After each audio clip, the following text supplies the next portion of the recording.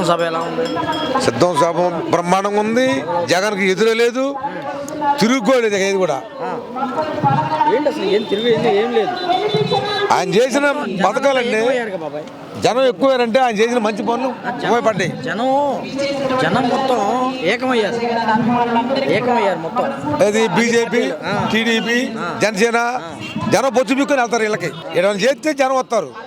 ఏం చేయకుండా జనం రమ్మంటే ఎవరు రాడు. ఇప్పుడు జనం సొమ్ము ప్రతి ఇంటికి చెందింది కాబట్టి ప్రతి ఒక్కరు ప్రేమతోటి అబ్బాయి మీద ప్రేమతోటి వచ్చేస్తున్నారు. అది ఓటు పగలకు వచ్చి కూడా ఎవరికి మారదాం. మంచి జరిగితే ఏమన్నాడు? ఆ మాట అన్నాడు. ఒక్క మాట నెంబర్ వన్ మాట, ఆయన చేసిన మేలు మీ ఇంటికి వస్తే నాకు ఓటేయండి, లేకపోతే ఏమని అంటలా. నీతి గలడు కాబట్టి అడ్డమటలు పుట్టాడు కాబట్టి అడ్డమటలు మాడుతుంటారు, అయిపోతుంటది. అది సమస్య. అది ఎవరు నమ్మే పరిస్థితి. వైసీపీ అనుమానం లేదు. సార్ మళ్ళీ గెలుస్తారు అక్కడ.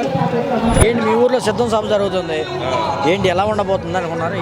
మాకు చాలా ఆనందంగా ఉంది సార్. వాస్తవానికి జగన్ ఇక్కడికి రావడం చాలా మంచి పనులు చేశారు. లక్షల మంది మీ ఊరు రాబోతున్నారు ఇప్పుడు. అవును, మేము కళ్ళ కూడా ఊహించలేదు సార్. మామూలుగా ఇక్కడికి రావడం వల్ల ఇప్పుడు ఇంతమంది మా దగ్గర ఇక్కడికి ఈ ఊరు రావడం అనేది మాకే కొద్దిగా ఒక కొత్త పండగ వాతావరణం చూసినట్టుంది. ఇక్కడ మీ ఊరు మేదరమెట్ల రాష్ట్రంలో కాదు ప్రపంచవ్యాప్తంగా మారుమోగుతుంది. అవును సార్, అది కేవలం జగన్ అన్న వల్ల. రికార్డు కూడా రాబోతుంది.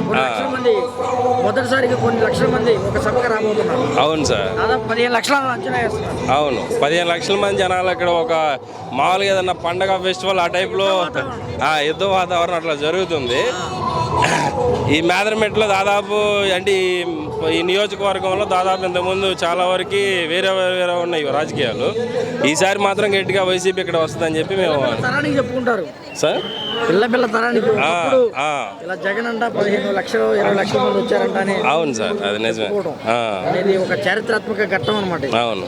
ఎలా ఉంది ఇక్కడ పరిస్థితి? ఎలా ఉంది పార్టీ గురించి? ఎలా ఇక్కడ పరిస్థితి అయితే సార్ ఇంతకు ముందు వేరేలా ఉండేది. జగన్ అన్న వచ్చిన తర్వాత ఈసారి మాత్రం గట్టిగా ఇక్కడ క్యాండిడేట్ని కూడా మార్చారు. మార్చిన తర్వాత ఖచ్చితంగా ఏదైనా గెలిపించే విధంగా ఇప్పుడు జగన్ అన్న ఈ మీటింగ్ కానీ మొత్తం సిద్ధం చేశాడు. ఇక్కడ ఖచ్చితంగా ఉన్న నాయకులు కూడా మొత్తం కూడా కృషి చేసి ఆయన వెంట ఉండి జగన్ అన్న గెలిపించాలని ట్రై చేస్తున్నారు. పథకాలు పనిచేస్తాయి, ఓట్లు అయిపోతాయి ఖచ్చితంగా సార్. ఎందుకంటే ఇప్పుడు ప్రతి పేదవాళ్ళకి పథకాలే కదా పనిచేస్తుంది. మామూలుగా ఇప్పుడు అమ్మఒడి పథకం ఇస్తున్నారు, మామూలుగా 40 సంవత్సరాల డబ్బులు పంచి తీసేస్తున్నారు, డబ్బులు పంచి ఇస్తున్నారు.